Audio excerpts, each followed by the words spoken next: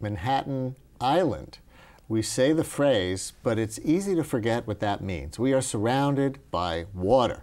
In fact, all 5 boroughs are graced with waterfront. Shipping built the city. But for decades, our urban shores have been neglected. No longer. Now there's a fight about who gets access, rich or poor, business or bicycles.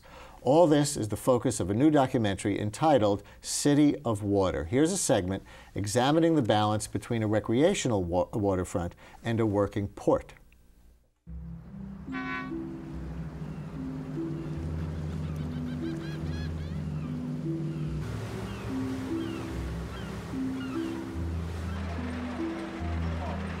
One of the things that you need to know about New York is how we started off as a port town. The city was a city of a working waterfront. Gradually, of course, the port functions as well as the industry that grew up around them were driven away by global forces. There is very little that, in our view, is more important than reclaiming that waterfront. We have a moment in time when we think we can do that politically. We are seizing it with a fury that I think is uncharacteristic for New York development. This is a major, major effort to open the waterfront to the people of New York City. There is this rush from the part of the government to reclaim the waterfront, but we sometimes do not understand what they mean by reclaiming the waterfront. What we have seen is building something at the expense of something else, destroying one part at the expense of the other. And we are joined now by the documentary's producer, Roland Lewis, from the Metropolitan Waterfront Alliance, and by the director of the film, Jasper Goldman, from the Municipal Arts Society. Jasper, who did we see in that clip? We saw the former deputy mayor of New York City, Dan Doctorow, and U.S. Congresswoman Nydia Velázquez, who represents mostly Brooklyn, but also parts of Queens. And why did you make a film about the waterfront? Well, I've only lived in New York for 4 or 5 years, and some of my happiest times in that time have been on the waterfront. I think I really have fallen in love with the waterfront. And I work for an organization called the Municipal Arts Society, which is an urban planning advocacy organization. And we became very interested in how the waterfront was shaping up and how it was being developed. And frankly, quite concerned about the way it was going. And so we felt that a movie would be a really effective way of getting the message out and getting the issues out to a much wider audience than we would otherwise be the case. So Roland, does development in the modern configuration in New York City mean reduction in who has access to the waterfront? It doesn't have to. You can look at good examples and bad examples in the metropolitan area. You go across the Hudson to New Jersey, where they've developed an esplanade along the waterfront, but it's pretty banal. There's not much to do there. I biked along it, I coined it Esplanadia. And there's no food, there's no attractions, and it essentially privatizes the waterfront. And we'll see in a little while, we'll see another clip from the film that shows Esplanadia. We'll see 3 more clips as we go along, but go ahead. So I think what Nydia and Dan can agree upon is what, in his words, it's a moment in time when we can make decisions that can open the waterfront. That can allow development to go forward, but allow people who live in my neighborhood, Flatbush, which is landlocked in the middle of Brooklyn, but only 3 or 4 miles from major waterfront attractions, ways to get down there and things to do once we get there. So let's take a look at another clip from City of Water right now. You might not see it every day, but the waterfront is still vital to our economy. Throughout the history of New York City, it has been a working waterfront. And there are meaningful jobs and blue-collar jobs that should and must be protected. There's a lot of areas within this port that are not viable to support the maritime industry. Those areas, everyone's more than willing to give over to recreation, parkland, housing. Not a problem. There are certain areas that need to stay maritime specific. Once it reverts to a different use, we will never get it back. The port will die.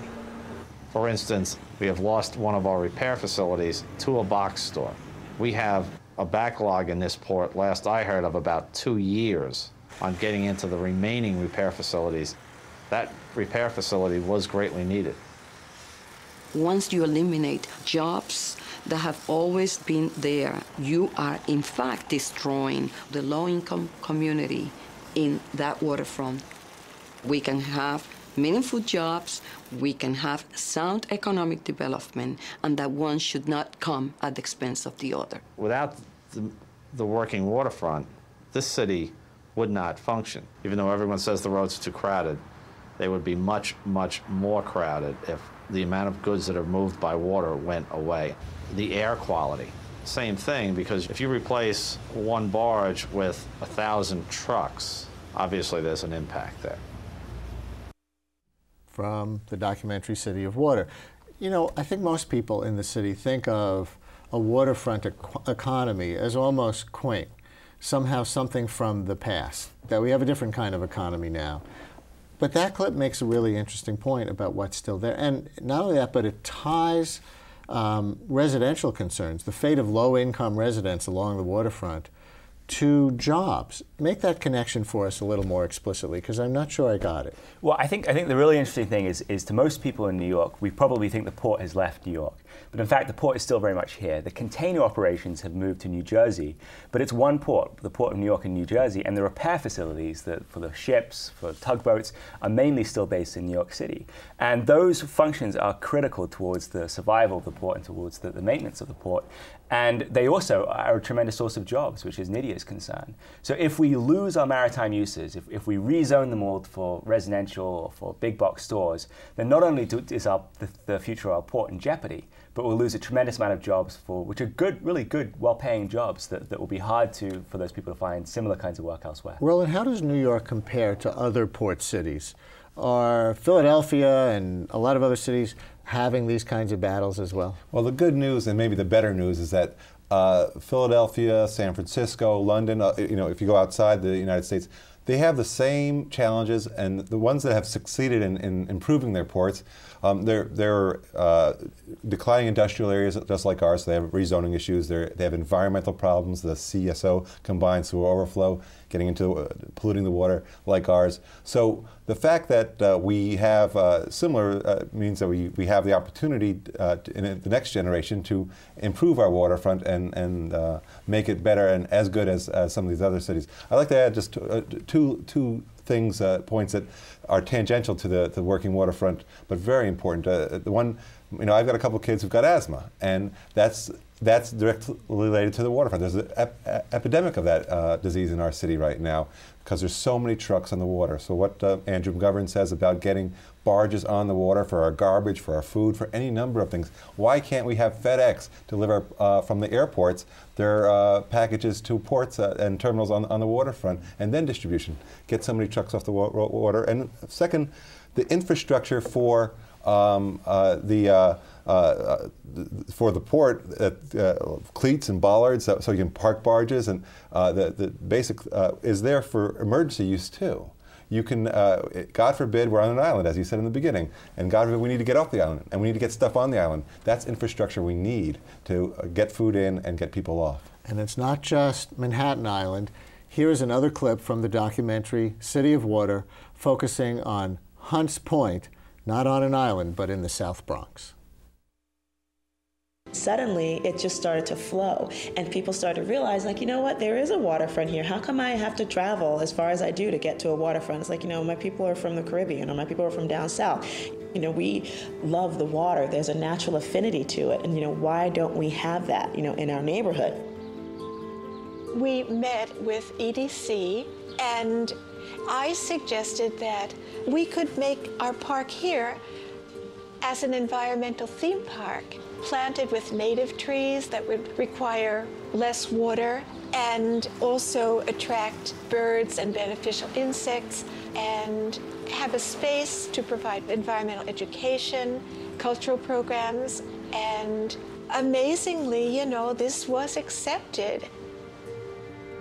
People started recognizing, okay, we have a waterfront. And at that point, like, I literally went back home and, like, wrote the proposal, got the money, and that was, like, the beginning of the waterfront restoration in Hunts Point. Jasper, talk about Hunts Point, South Bronx waterfront. Well, the woman you saw there is a real star. Her name is Majora Carter. She's been on this show a number of times. MacArthur Prize winner. MacArthur Genius Grant winner. And she really is a genius. And what the story that she was telling there is that during the 1990s, under the Giuliani administration, there was a plan to put essentially a lot of the waste transfer facilities in the South Bronx, which from an environmental justice point of view was very unfair, because a lot of those facilities were already there, causing the kind of asthma problems that Roland was alluding to earlier. And so they finally sort of rose up against it and said, listen, this is really not what we want here. It's not fair. This should be distributed more equitably to the other neighborhoods as well as Hunts Point. And at that point, they, I think Majora says at one point in the movie, communities don't plan to fail, they fail to plan. And they started realizing, we don't want this, but what do we want instead? And that was where they came up with the idea of building, instead of waste transfer stations, parks that they could really use and would mitigate for the asthma effect and would really add to the quality of life rather than to detract from it in Hunts Point. Brian, I just wanted to say that Majora's group, and Majora serves as a trustee of my organization, and so she's my boss as well. Full disclosure. Yes, sir. But it's typical and indicative of a growing movement, a blue movement. The 328 organizations that are part of the Metropolitan Waterfront Alliance are in large part many grassroots organizations from Baychester to Bayonne, who are trying to seize the moment, as Majora did up in the Hunts Point section, and create kayak clubs and points of access and clean the water, all sorts of wonderful things. Did she win her battle up there, or most of it? Yes, and what's most interesting about what Majora is doing now, she created two wonderful parks in that area, and got kids out on the water. But what she's most concerned about is creating good jobs. Back to the jobs, green jobs in Hunts Point that will be good for the community and use the waterfront. And she's interested in rail freight, all sorts of things that will improve economic condition in that community as well. You're talking about access. It's not always clear whether something that we think is access is really access. Let's take one more look at the City of Water film, this time to catch some testimonials about the limited ways that people have access to the waterfront now. The esplanade treatment of the water's edge has a lot to recommend it, but the way it's treated now, you can only go so far, and here's a beautiful railing, a steel railing that'll go along the whole edge of the river. You won't find a place where you can actually get your hands wet, where if you're in a small boat, you could stop and come onto land. There's no interconnection of land and water anymore. The pressure is against incorporating nature into the waterfront, because it's much easier to build a cement wall, 90-degree angles, a straight row of trees on the top, separate the land from the water.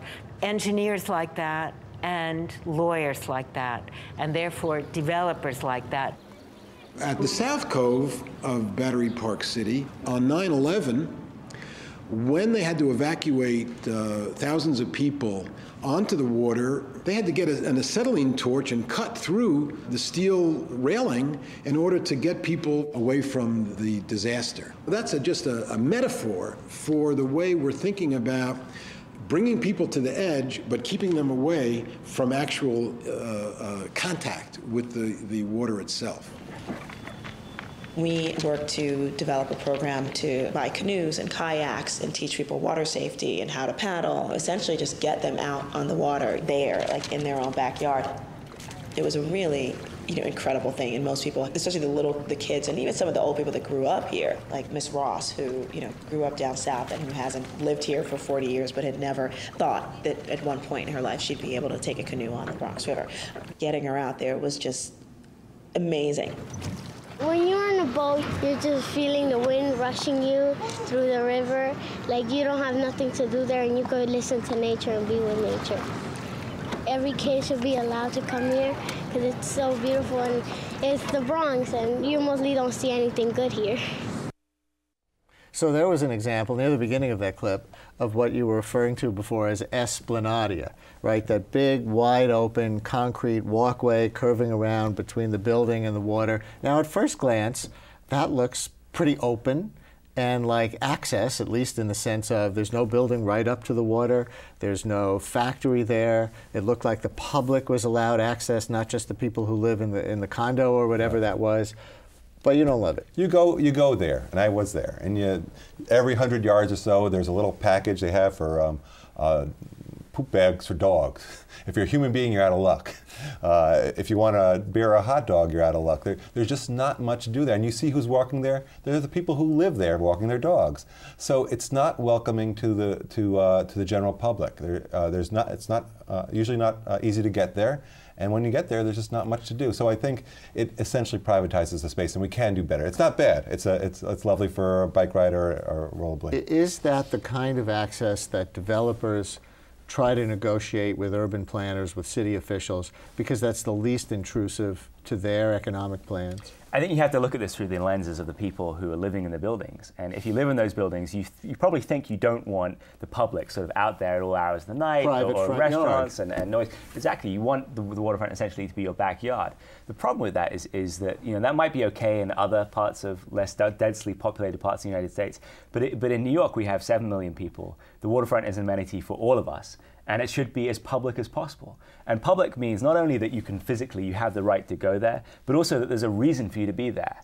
And that's the problem with a lot of the Esplanade developments, is there's no reason for you to be there. There's no activities there. It's very boring when you're there. And that's what we have to try and make, is make these waterfront edges a destination, and there's stuff to do there. How come we've woken up to the waterfront in recent years? For so long it was considered a kind of decrepit, destitute place in so much of the city, and now it seems like all of a sudden, relatively all of a sudden, it's a natural gift. It's a real estate opportunity. Why now are we waking up to the water? I have a theory about that. I think it's related to the water quality.